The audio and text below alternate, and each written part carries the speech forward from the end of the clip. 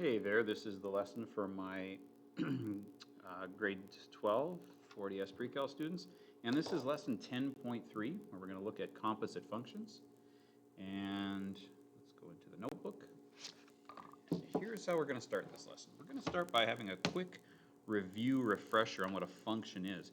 Remember that function, there's not much, or actually not really any difference mathematically to writing y equals 2x plus 3 versus the function of x is 2x plus 3. The difference is just in the way you're thinking about it. This is telling you there's a relation between x and y.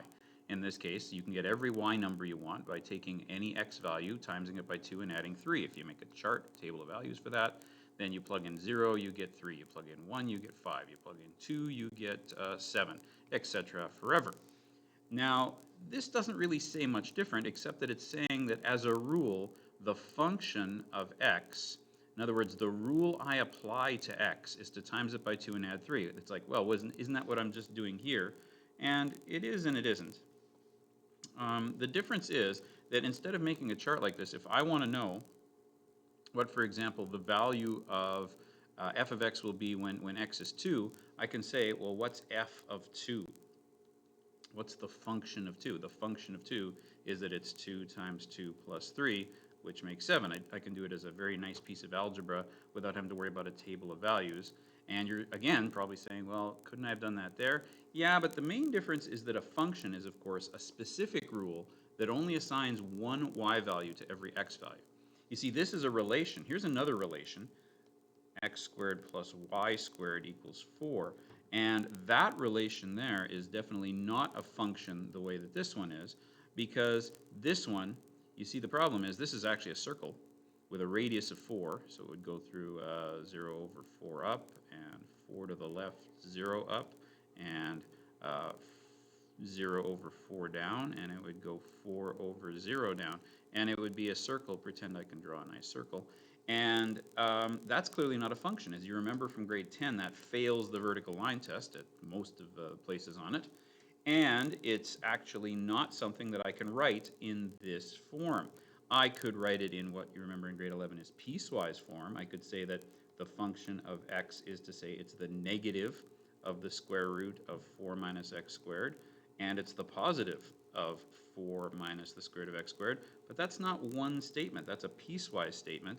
There's no way to deal with this plus or minus in a function because, again, a function has to be one-to-one. Every input has to have a unique output.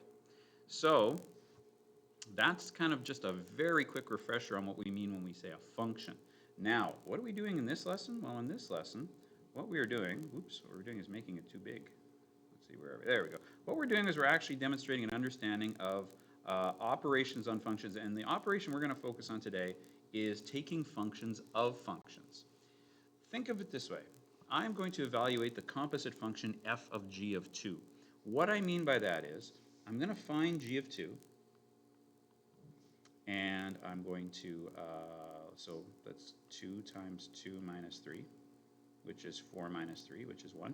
Then I'm going to find f of g of 2, which is like saying, well, I know g of 2 is 1, so I'm finding f of 1. And f of 1 is x squared plus 1. Oh, sorry. That's 1 squared plus 1, which is 2. So there we go.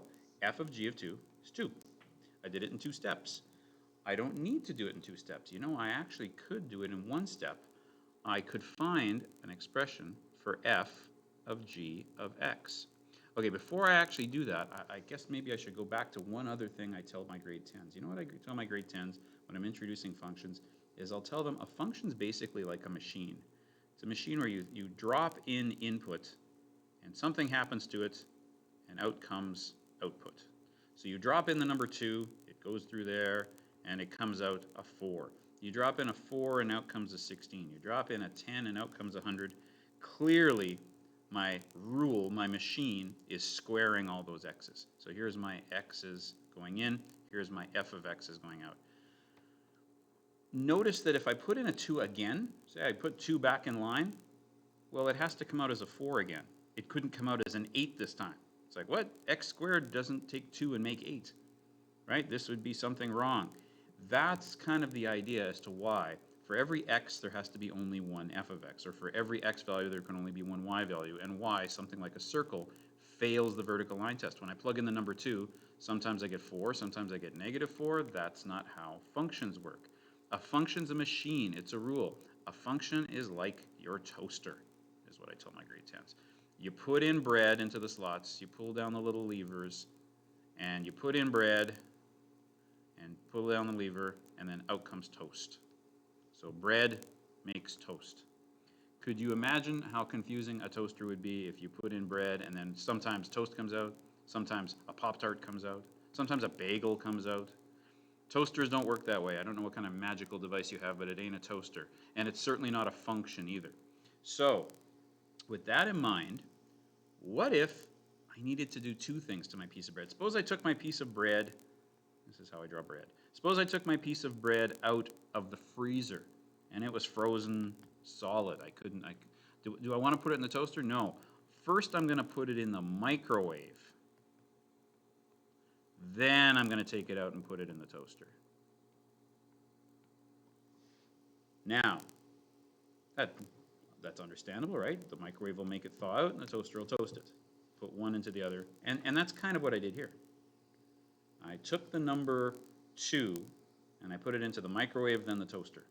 And out came toast. In this case, 2. Toast is 2, apparently. Wouldn't it be something if we could put the microwave into the toaster and just do it in one step? Have a microwave toaster machine where there's a microwave inside the toaster? Well, that's actually what I've got happening here. I'm putting g of x inside of f of x, which means I'm taking f of x's equation and I'm replacing its x with what g of x is. So instead of x squared plus 1, it's 2x minus 3 squared plus 1. Now let's find f of g of 2. When I plug in the 2, I get 2 times 2 is 4 minus 3 squared plus 1. That's 1 squared is 1 plus 1 is 2. And I did it in one calculation instead of 2. Cool. And you know, if I'd have wanted to, I could have even kind of simplified this, although I actually would have made it in some ways more complicated. I could have said that f of g of x in a simplified form is 4x squared, let's see, that'd be minus 6, so minus 12x plus 9 plus 1 is plus 10. And notice if I find f of g of 2 again, I'll still get 2, because I'll get 4 times 4 is 16, minus 12 times 2 is 64, plus 10, and 16 minus from 24 plus 10 is still equal to 2. So this was actually more work, though. This was the easier way to do it. But both of these things, both of these expressions here, are what we call composite functions. They are expressions that have been made by putting a function inside of a function. What if I put the toast into the microwave and then I realize, nah, I don't feel like toasting. I just want it hot. So I thaw it out and then I put it back in to get it hot. In other words, I take the output, which is the thawed bread, and I put it back in and it becomes the new input. In other words, I find g of x. So remember that g of x is, okay, what was g of x again? 2x minus 3. So g of x was 2x minus 3. What if I want g of x? What I want to do is I want to put this thing in to itself. So g of x would be replace the variable x with 2x minus 3. Don't forget the other minus 3. Right? There we go. We replaced this x with the entire function. We put the microwave inside the microwave. And that's going to be, let's see, what is that going to be? That's going to be 4x minus 6 minus 3, which is 4x minus 9. Now, this thing here, this is a shortcut way of writing g of f of x. It's like a little degree symbol here, only instead of all the way up at the top, it's kind of halfway up. And we generally say it as g of f of x, which is the same way we say that, g of f of x. So what is g of f of x? Okay, well again, g of x was 2x minus 3, and I forgot what f of x was. It involved a squared, right? X squared plus 1. Okay, so that means that g of f of x will be, I will put the f of x into the g of x. So instead of 2 times x, it's 2 times what f of x is, which is x squared plus 1, and then minus 3. Get it? This thing here, this thing here went into this x. Okay, so let's simplify that a bit. G of f of x is, I could leave it like that, but I could fix it to 2x squared, and then plus 2 minus 3 is minus 1.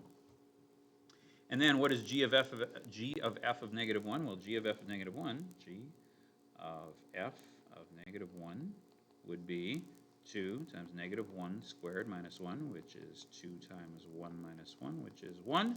And let's just see, is that what I would have got if I'd have taken f of negative 1, which is negative 1 squared plus 1, which is 2, and then put that into g of x? So g of 2 is 2 times 2 minus 3, which is, yep, 1. Cool. All right, interesting. Now, would f of g of x look the same as g of f of x? Well, let's see. It's actually not asking that in this question, but I'm just going to move over and try it. So let's see, what are my two things again? I have f of x is x squared plus 1, and I have g of x is 2x minus 3, right? And we've just figured out that g of f of x, or gof x, is, what do we get again? 2x squared minus 1. Is f of g of x going to be the same thing? Well, let's see. Let's put the g into the x of f of x. So that's going to be 2x minus 3 squared plus 1. Oh, it's not going to look the same, is it? This is going to look like 4x squared minus 12x plus 9 plus 1, which is 4x squared. I guess we got this in the first example. I should have just gone back to it. But there, I felt like solving it again. Clearly, they don't look the same, do they? At all. Interesting. Okay, let's keep that in mind. F of g of x and f and g of f of x don't have to be the same thing. Example 2. Use the table below to respond to the following questions. All right, what is f of g of 2? I love questions like this. These are fun. These are like a little puzzle. All right, I'm going to use my highlighter. What is g of when x is 2? Oh, well, I get a 3. So that means I'm actually looking for f of 3. All right, well, what's f of 3? F of 3 means when x is 3, f of x is 4. So the answer to that, f of g of 2 is 4. See, in this case, I don't even know what actual equations f of x and g of x are. I just have to follow the data to figure out what it wants me to do. Okay, what's g of f of 0? Okay, I got a problem here.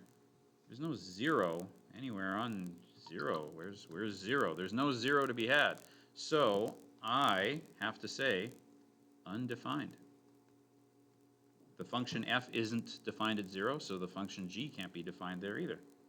All right, remember that this means g of f of 3. Okay, so let's see. F of 3 is 4. We kind of knew that already. So g of 4 is 1. And here we are again putting numbers into functions twice. We put 1 into f of x, get an answer, put it back into f of x. I get students who sometimes go, oh yeah, those cancel and you get a 1. No, they don't. No, not necessarily anyway. Almost never. So let's see. What is f of 1? F of 1 is 3. So I'm actually looking for f of 3. And f of 3, as you can see, is not just 1. F of 3 is 4. Okay? So imagine a machine. You put in a 1, then out comes a 3. You put in the 3, then out comes a 4. And then you could put the 4 back in, and out would come a 1 again, and then you could put the 1 back in, and out would come a 3, then you could put the 3 in, and out come a 4. Oh, look at that. You'd end up getting the same values over and over again. There's a name for that. It's called recursive. That's a very important word in higher levels of math. All right, this is interesting. Let's find f of g of x given this. So f of g of x is f of g of x means that I will plug in f of x to g of x. So I'm going to get 2x minus 3 in this spot, but I still have a plus 3, and I'm still dividing by 2. And if I simplify that, I get 2x over 2, which is just x. Okay, let's see, do we get a totally different thing for g of f of x? Well, let's see. For For g of f of x, we're taking g of x and we're replacing this. Oh, wait a minute. I think I just did this backwards, didn't I? Yep. Oops. Okay, I'm going to fix that. I'm just going to make, sorry. Oops. This is g of f of x. There's probably people at home screaming, you're doing it backwards. This is me putting f of x into g of x. This is g of f of x. So I got to do the other one now. Oops. So I want f of g of x. So I'm going to put g of x into this x. So that's going to be 2 times x plus 3, I said a 3, over 2 minus 3. Well, the 2's cancel, and I get x plus 3 minus 3. Hey, look at that. And there is a special case when this happens. This is saying that when f of g of x is equal to x, or g of f of x is equal to x, this means that f of x and g of x are inverses of each other. Remember what inverses are from chapter R6? Cool. Okay, we're going to stop there for today. We're going to do the other part of this lesson tomorrow. So you can actually do all of the 10.3 assignment sheet except for number 3. The stuff for number 3 we're going to do tomorrow. Okay, thanks for watching.